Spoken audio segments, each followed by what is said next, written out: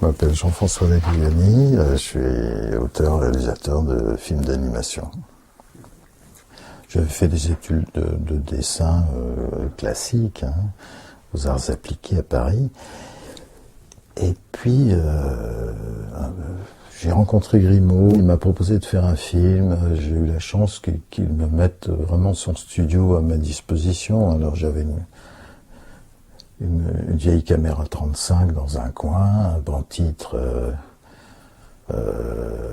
des années 30, et puis une paire de ciseaux et du papier, et puis c'est tout, quoi. Bon, alors lui, il fournissait la pellicule, et puis il a financé la bande-son, et puis bon, c'est comme ça que j'ai fait mon premier film, en 63. Et il se trouve que ce film a eu le Grand Prix au Festival d'Annecy. Alors ça m'a un petit peu aidé pour en faire d'autres par la suite. Gwen, c'est un film qui n'est pas pour enfants, et ce film n'a eu aucun succès. Il est sorti en 84. Après cet échec, je me suis dit, bon, je vais faire un film pour enfants, puisqu'il n'y a que les films pour enfants qui fonctionnent. Et j'ai fait Le Château des Singes. Et le Château des Singes est un film moins intéressant sur le plan artistique, mais par contre il a très bien marché. Je me rends compte que le public a changé. Le public a changé, peut-être grâce aux films japonais qui ont complètement élargi les sujets, la façon de montrer qu'on peut tout raconter en animation. Et il y a des grands artistes de l'animation qui n'ont pas besoin d'histoire, qui font des films abstraits, qui font des films très artistiques, très beaux. Et moi, je les envie un petit peu parce que je n'arrive pas à avoir cette liberté. Ma liberté, je la trouve dans la narration d'une histoire. Il y a des constantes dans mes films. Il y a des choses que... Il y a, je crois, un amour de la liberté. Donc, une façon d'échapper aux emmerdements et aux emmerdeurs. Donc, ça se retrouve très souvent dans mes textes et puis aussi dans mes films. Et le rapport avec la mer, ça c'est quelque chose que j'ai... Mer, M-E-R, c'est quelque chose que j'ai traité dans au moins les 2 tiers de mes films. Et moi j'ai du mal à m'identifier à un seul personnage. Les vilains, par exemple, dans un film d'aventure où le vilain est chargé de tous les défauts de la Terre, c'est souvent le personnage que l'auteur aime le plus. Parce que pour qu'il soit vraiment convaincant, il faut l'aimer, il faut le comprendre, il faut imaginer pourquoi il est vilain. Pourquoi c'est une crapule.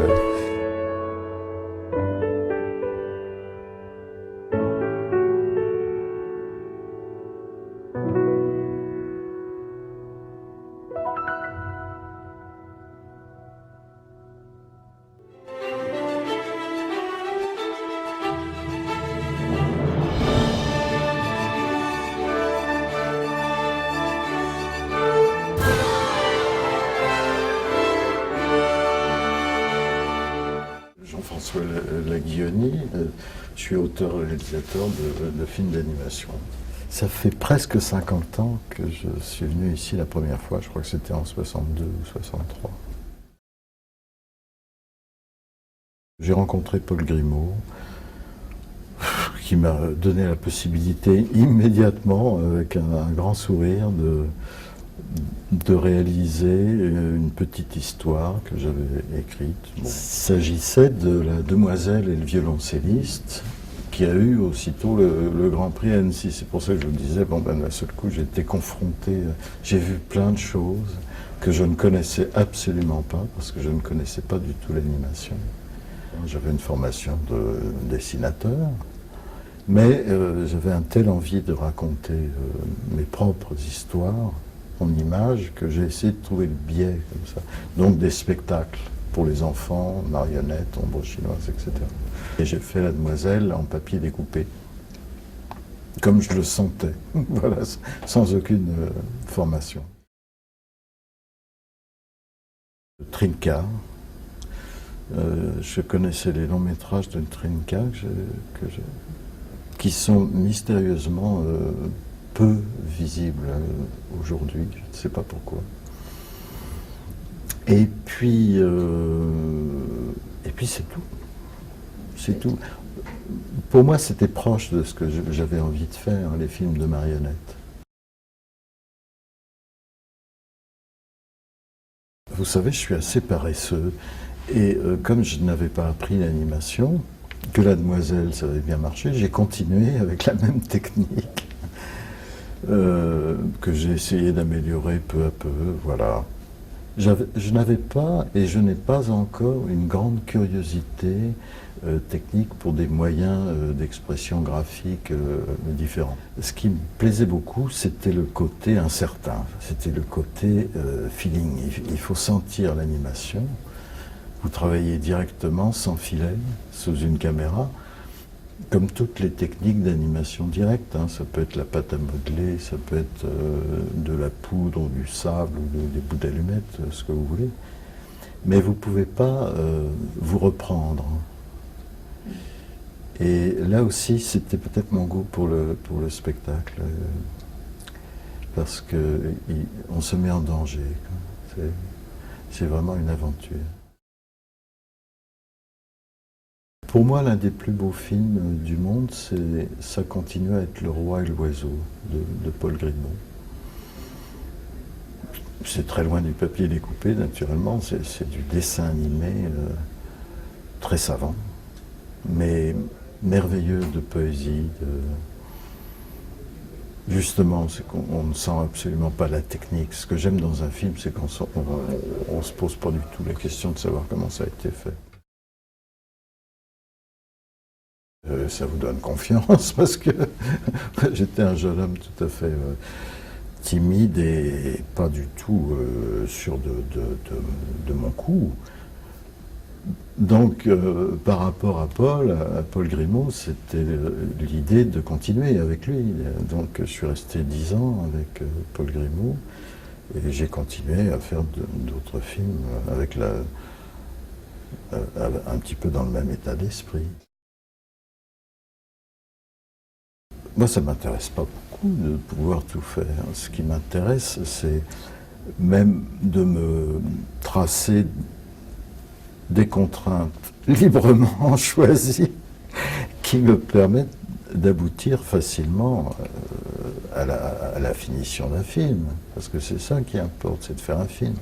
C'est pas de se faire plaisir, c'est faire un film, surtout dans le long métrage. Maintenant que je pratique, ce sont des films qui s'adressent à un large public, à des enfants, etc., et dans le monde entier. Donc ça nécessite des contraintes. Donc je ne vois pas du tout ce que je ferais si j'avais tous les moyens. La mer est une dimension, une force, une poésie dont j'ai besoin. Je ne pourrais pas vous dire pourquoi. Dans les films, il y a toujours des voyages aussi. Donc j'utilise la mer comme quelque chose qui participe au voyage, mais le voyage dans lequel, là aussi, ça a des aspects philosophiques, on n'est pas maître du jeu. Quand vous prenez la mer, vous ne pouvez pas dire que vous arriverez à telle heure, à tel endroit, en suivant tel chemin. C'est pas possible. Et écrire une histoire, pour moi, c'est déjà ça. C'est de partir à l'aventure. Et il y a du souffle. Hein. Ça, on en a besoin du souffle. C'est la vie. C'est l'animation. Je souhaite à Annecy un très très bon anniversaire de tout mon cœur. Happy birthday to Annecy.